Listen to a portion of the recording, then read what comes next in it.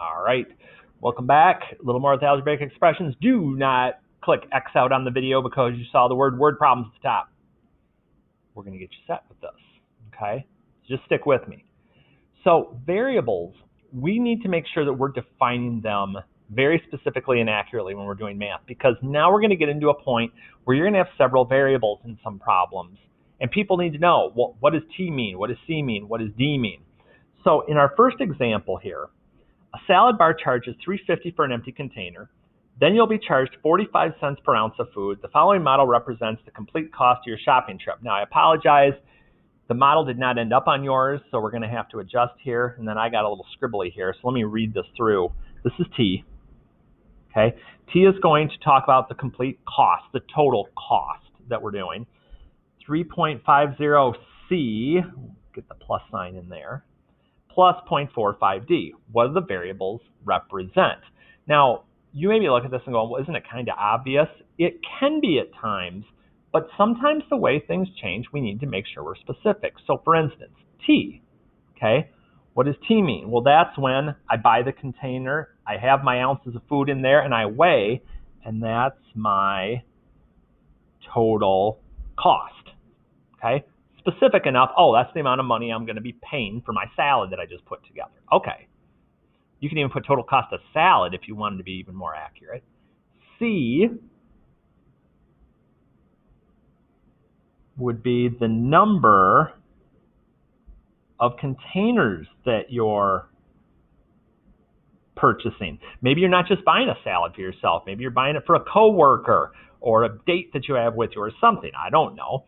So we need that flexibility to know it may not just be one person that we're buying for. And then D would be the number of ounces of food that I put in there. Okay, so for D, I can't just put food, or I can't just put ounces. Ounces of what?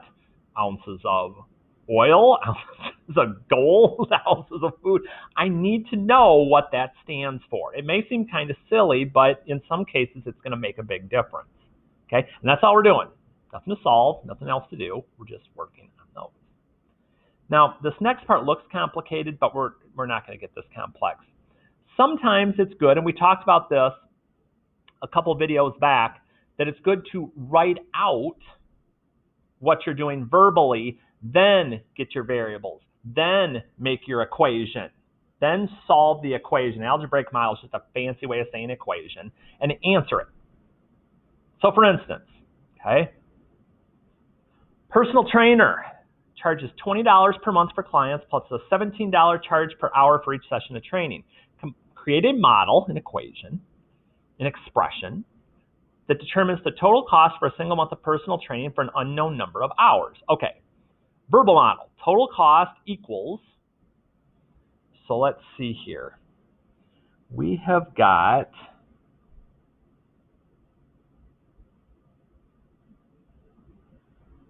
the number of months that I'm going to be purchasing. Maybe I'm purchasing more than one,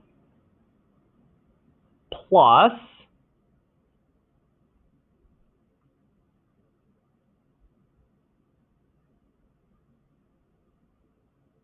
the number of hours times the cost per hour. Whenever you're purchasing a service that's per hour, you need to know how much is it per hour, how many hours am I doing it, and you multiply those together to determine what your fee is going to be, what you're going to be charged. So your variables, you can choose to make whatever you want.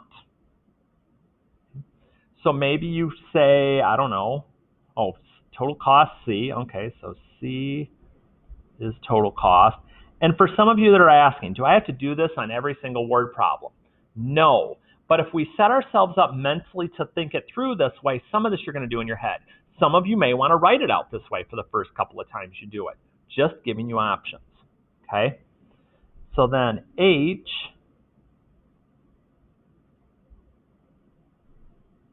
is the number of hours of training. Now you're like, well, do I need a variable for the cost per hour? No, that's going to be a number. Okay, that's not going to have a variable applied to it. So I'm only going to have two variables, the total cost and the number of hours of training. And if you wanted to use X and Y, anything like that, you feel free and you can do that. So our model, our expression. Okay, so let's see. Total cost, we're not going to know that till the end, so that'll be C. Is, okay, the number of months. Now, this would be $20 per month, but I still need to know, oh, it says a single month. Now, see, this is where I have to read carefully. Because at first I saw it said per month, and like, hey, wait a minute, we need to make a variable for this too. But if I read carefully, create an algebraic model that determines the total cost for a single month. That's why I don't need a variable for the number of months. If it didn't say that, I'd need a variable for that too. So it costs me $20 for the month before I ever do anything. If I decide to sit at home and eat donuts instead of going to my personal trainer, it's going to cost me $20. So I better go do it. Plus a $17 charge per hour. And normally the word per is going to mean that we're multiplying times something. Again, the only reason it wasn't here with per is it told us it was a single. So per hour. Per hour. So if I get 3 hours, it's 17 times 3. If it's 10 hours, it's 17 times 10. That's my model. Because now if I have values like we do down here, what is the customer's total cost if she used the personal trainer 7 times this month? And I'm assuming each time it's for an hour. So the cost would be 20 plus 17 times 7. So 17 times 7 is 119. And I get what my total cost would be.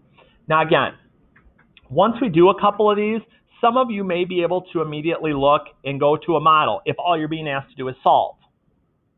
But if you're being asked to describe your variables, assign your variables, come up with a model. And again, we also could call this an algebraic expression. It may not just be evaluate and solve.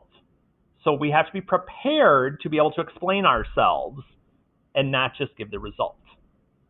Okay? I'm going to do this a couple more times here, though, to kind of get us in the swing of things here. So let's take a peek at the next one.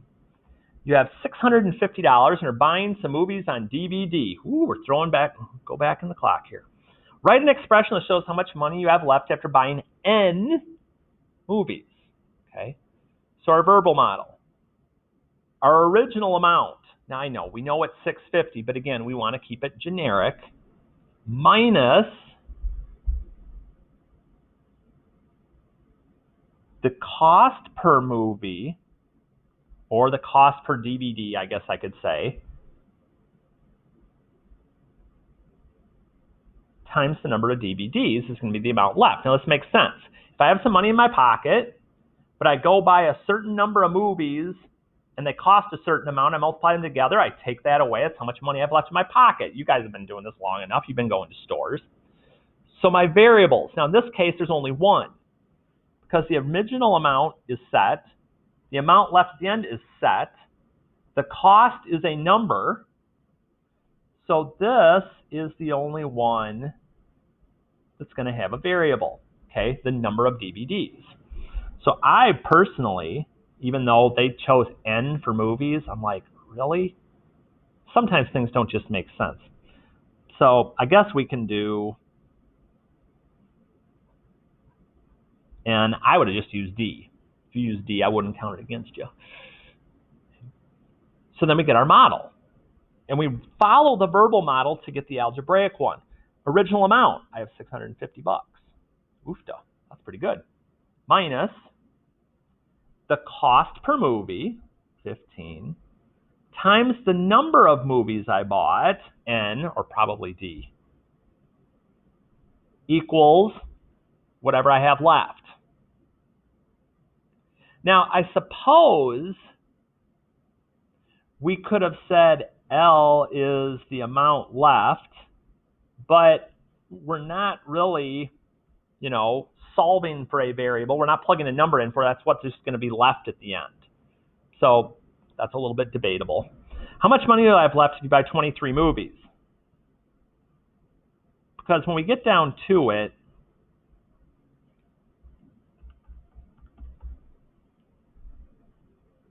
it's really about getting to the answer.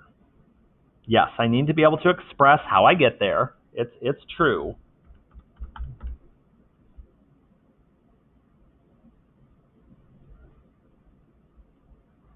That's the bottom line that we're looking for when we really get down to it. Okay? So again, pieces, and see if your answer makes sense when you kind of work through it in your head a little bit. You're like, yeah, 15, okay, 15 times 23, I'm taking that away from my 650. Yeah, that makes sense. And kind of go there. All right, the last one we're going to put in a twist. Well, the last two, but it's kind of the same idea. Your team is setting up a computer program for a popular coffee store. At this store, if you make a single $4 donation, each drink costs $2.40, but the first 3 drinks are free. So, verbal model, before we get into all the variables and stuff like that, I will make mention here, I did a boo-boo. I meant for this to say, assume everyone will order at least 3 drinks. I know copy and paste gets to me at times, but we work through it. So I look at this and I go, okay, let's see here. So total cost is going to equal my donation plus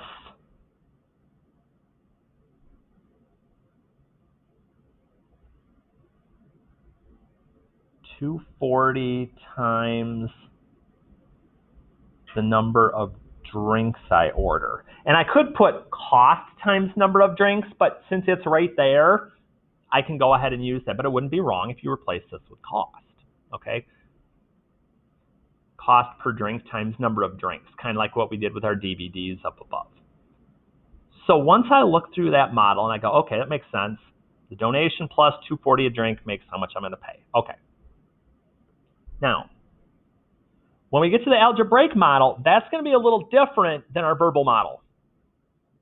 Okay? So our variables, now again, we were kind of told right here what they were.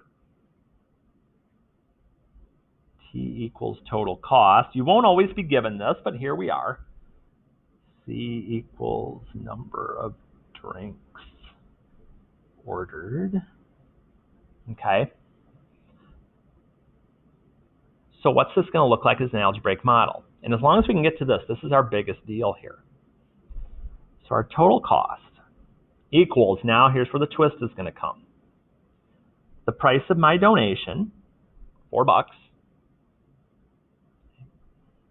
plus, normally here we'd say, oh, it's $2.40 per drink, so $2.40C. But the first 3 drinks are free. So let's think about this for a minute. So I'm like, okay, if I order 3 drinks, I want this number with $2.40 to be 0 because I'm not paying for any of them. So here, oops, except that's supposed to be C. C Hardy. X would be okay, but she's like, okay, why'd you put C minus 3? Why didn't you put C plus 3? Well, think about it. If I order 3 drinks, 3 minus 3 is 0. 0 times 240 is nothing. I just paid the donation. Okay? Now, if I order more than 3 drinks, ordering drinks for everybody, we've had a great day, then if I were like 5 or something, that'll start multiplying it in for me. That'll get my model. So now if I bought 5, 5 minus 3 is 2, I'd multiply that by 240, I'd add the 4, I'd get my model. All I was asked for is the model this time. Okay? Wasn't asked to plug in any values, but if I was told the number of drinks ordered, I could do that. So one more just going along the same line. Gift shop advertises they'll engrave any gift purchased at their store at a rate of 6 cents per letter, and the first 3 letters are free. A desk plate sells for $22. Write an expression for the total of buying the desk plate and having it engraved. Okay, so now this time we're not given a whole lot of information, but enough. So we've got our total cost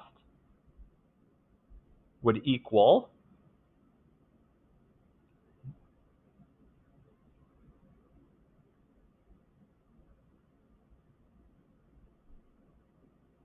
whatever the cost of the gift I purchased. Now, in this case, it's going to be a desk plate.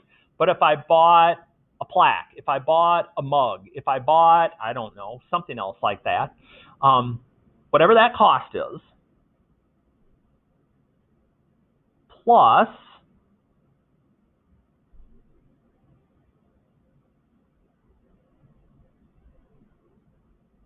the cost, oh, I'm getting my head in the way again here. The cost per letter times the number of letters. Okay, when you're getting something done, some of you may have had jackets done before that you've had embroidered or something. They'll cost per letter, per name, per whatever it happens to be. So again, for every letter there's a cost, and the number of letters, you'd multiply them together. So now we're going to have a situation similar to the one that we did in the last problem. So again, maybe I do T for my total cost, and then maybe I do L for the number of letters that I'm having engraved on here. If you want to use X for everything, just use it, okay? That's fine. Whatever works for you. I just need to know if I come along and look at it, okay, X is what? Oh, X equals number of letters. Okay. So my model then ends up being T equals, okay? In this case, my gift purchase is $22. So 22 plus, okay, here we go again with a small exception. We know the cost per letter is 6 cents, but I can't just use times L. Why? The first 3 letters are free, just like up before. So if there's, 25 letters, I'm only paying for 22. If there's 16 letters, I'm only paying for 13. And I guess they're assuming if you're having it engraved, my gosh, why would you just put 2 letters on there? That wouldn't be very much of an engraving thing. So probably assuming it's going to be bigger. And then that's what we're doing. So again, our big thing here is being able to take words and turn it into mathematical expressions that we can solve if we have information. So your job, work through some of the setups, work through what the representations are, the variables and things on the practice, check your answers, okay?